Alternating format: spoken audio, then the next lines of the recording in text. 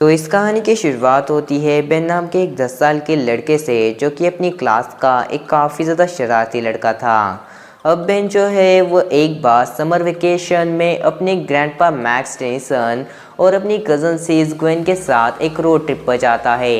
अब ये जो रोड ट्रिप थी ये काफ़ी ज़्यादा बोरिंग हो जाती है बेन के लिए, लेकिन इसी रोड ट्रिप में अचानक से बेन एक मीटेराइट को ज़मीन पर गिरते हुए देखता है। इसीलिए बेन काफ़ी ज़्यादा एक्साइटेड हो जाता है और बेन को यहाँ पर कुछ यूनिक दिख रहा था। इसीलिए बेन तुरंत उस मीटेराइट के पास जाता है और जब बेन उस मीटेराइट के पास जाता है तब बेन देखता है कि वो असलियत में कोई मीटेराइट नहीं है, असलियत में वो एक पॉट है। और उस पॉट में से अचानक से एक वॉच बेन के हाथ पर आकर चिपक जाती है।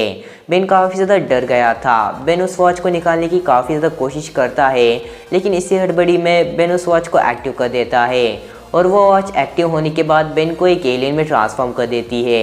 अब बेन और भी ज़्यादा डर गया था, लेकिन इस बात का पता ग्रैंडपा मैक्स और ग्वेन टेनिसन को चल जाता है और वो दोनों समझ जाते हैं कि बेन इस समय एक एलियन की बॉडी में फंसा हुआ है। अब सभी लोग यहाँ पर बेन को नॉर्मल करने की कोशिश कर रहे थे, लेकिन बेन नॉर्मल नहीं हो रहा था। लेकिन कुछ समय बाद जाकर बेन जो है वो अपने आप ही नॉर्मल हो जाता है। अब बेन को समझ आ गया था कि इस वॉच की हेल्प से बेन एलियंस में ट्रांसफॉर्म हो सकता था।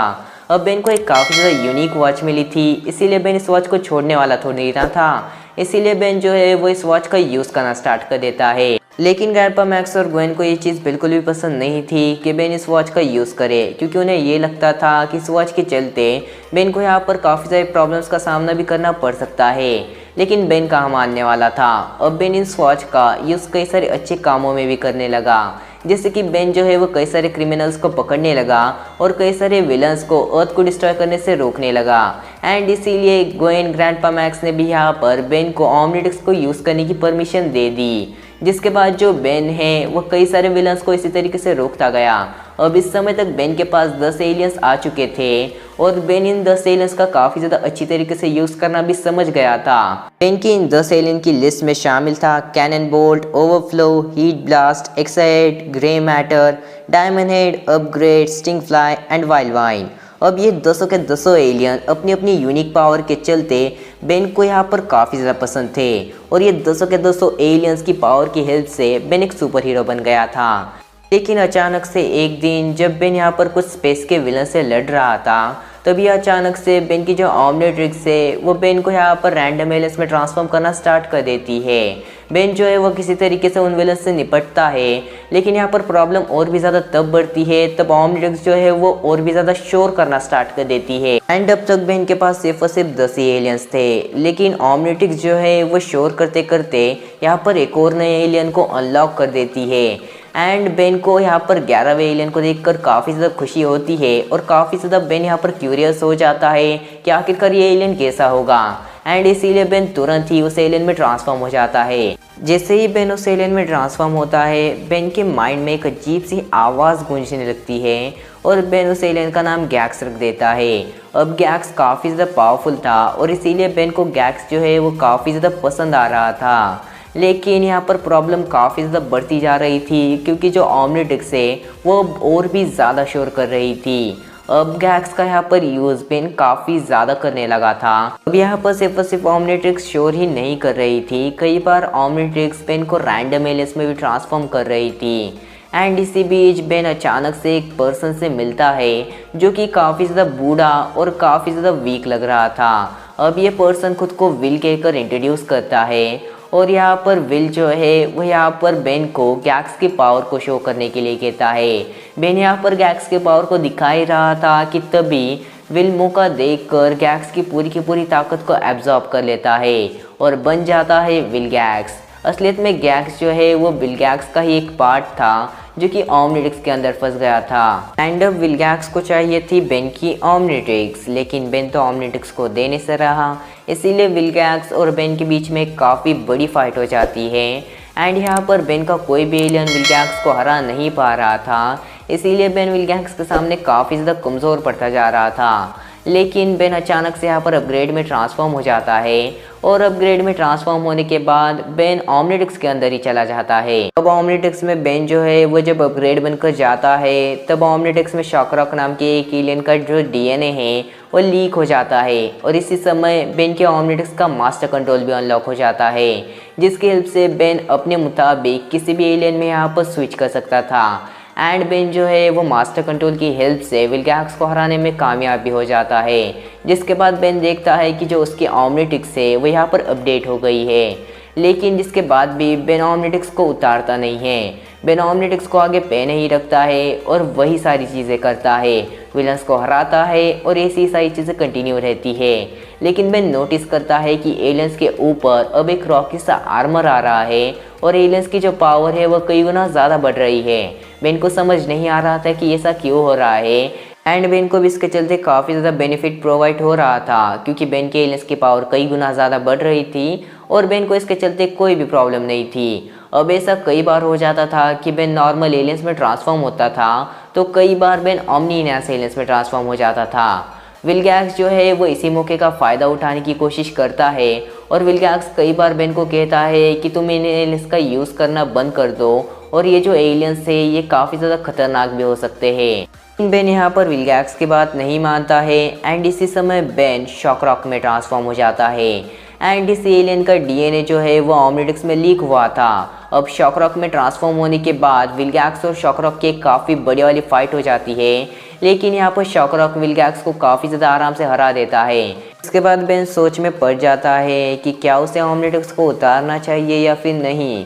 एंड यहीं पर ग्वेन जो है वो बेन को कहती है तुम्हें ओमनिट्रिक्स को नहीं उतारना चाहिए और यहाँ पर ग्वेन बेन को काफ़ी ज़्यादा मोटिवेट करने की भी कोशिश करती है। ग्वेन और बेन मिलकर यहाँ पर तय करते हैं कि वो दोनों मिलकर यहाँ पर शॉकरॉक की पावर को कंट्रोल में करेंगे एंड इसीलिए यहाँ पर बेन जो है वो शॉकरॉक में ट्रांसफॉर्म होकर अपनी पावर पर कंट्रोल करने की कोशिश करता है, लेकिन फिर से यहाँ पर बेन जो है वो शॉकरॉक की पावर पे से अपना कंट्रोल खो देता है। एंड अब बेन डिसाइड कर चुका था कि अब वो ओमनिट्रिक्स का यूज़ नहीं करेगा। अगर वो ओमनिट्रिक्स का यूज़ करेगा तो उसकी फैमिली और पूरी की पूरी अर्थ तबाह हो सकती है। इसीलिए बेन यहाँ पर ओमनिट्रिक्स को विल्गैक्स को देने का फैसला करता है। बेन यहाँ पर ओमनिट्रिक्स को विल्गैक्स को देने ही वाला था कि तभी बेन को पता चल जाता है कि ये सारी की सारी चाल विल्गैक्स की थी। एंड बेन को पता चलने के बाद कि विल्गैक्स की ये सारी चाल थी, बेन ने क्या किया होगा? ऑब्वियस सी बात है, बेन ने विल्गैक्स की काफ़ी बुरी वाली यहाँ पर धुलाई की होगी और ऐसा ही हुआ। यहाँ पर बेन ने विल्गैक्स को काफ़ी बुरी तरीके से धो दिया। बाद वही ज़िंदगी, विलन्स को पीटो एंड ओवरऑल। लेकिन इस बार बेन के पास शॉकरॉक भी था, मगर अचानक से एक दिन ओमनिट्रिक्स जो है वो अजीब सा रिएक्ट करना स्टार्ट कर देती है और बेन को शॉकरॉक में ट्रांसफॉर्म कर देती है। एंड तभी बेन को यहाँ पर शॉकरॉक के अंदर अजीब सी आवाज़ें सुनाई देने लगती है और बेन जो है वो उन आवाज़ों को फॉलो करना भी स्टार्ट कर देता है। इसी दिन शॉकरॉक में ट्रांसफॉर्म होकर एक रोबोट से लड़ता है। बेन इन आवाज़ों को फॉलो करते हुए उस रोबोट को काफ़ी ज़्यादा आराम से हरा देता है। जब बेन उस रोबोट के अंदर देखता है तब बेन को पता चलता है कि असलियत में उस रोबोट के अंदर विल्गैक्स है। बेन उन आवाज़ों को फॉलो करते हुए बेन शॉकरॉक की पावर की हेल्प से एक प्रिजन बना देता है, जिसमें कि वो यहाँ पर विल्गैक्स को कैद कर देता है। जिसके कुछ समय बाद ही बेन को कई सारे नाइटमेयर्स आना स्टार्ट हो जाते हैं। बेन अपने नाइटमेयर में देखता है कि जो फुलवनियंस है, मतलब शॉकरॉक की स्पीशीज़ है, वो बेन को मारने की कोशिश कर रही है और बेन के ऊपर हावी हो रही है। एंड बेन ये सारे नाइटमेयर्स देख रहा था। इस बात का पता विल्गैक्स को भी होता है। अचानक से बेन रात में जब बेन सोता है तब बेन शॉकरॉक में ट्रांसफॉर्म हो जाता है और यहाँ पर एक मशीन बनाना स्टार्ट कर देता है। और जब बेन उठता है तब बेन देखता है कि उसने एक मशीन बनाई है और ग्वेन यहाँ पर बेन से कहती है कि तुमने ये सारी चीज़ें नींद में की है। को इस बात पर बिल्कुल भी विश्वास नहीं हो रहा था, लेकिन बेन जब उस मशीन को टच करता है तब ओमनिट्रिक्स के चलते वो मशीन एक्टिव हो जाती है और बेन के ऊपर हमला करना स्टार्ट कर देती है।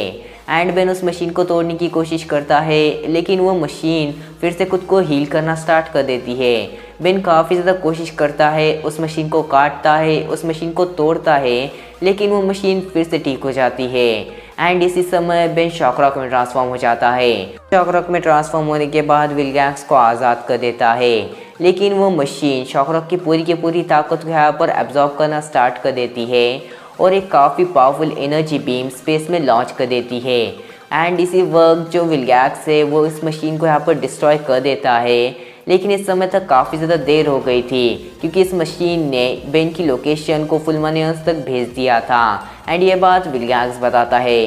विलगैक्स बेन को कहता है कि फुलमानियस अर्थ पर कब्जा करने वाले हैं। फुलमानियस बेन के ऑमनिट्रिक्स में एक पोर्टल खोलेंगे और वो वहीं से अर्थ पर हमला करेंगे।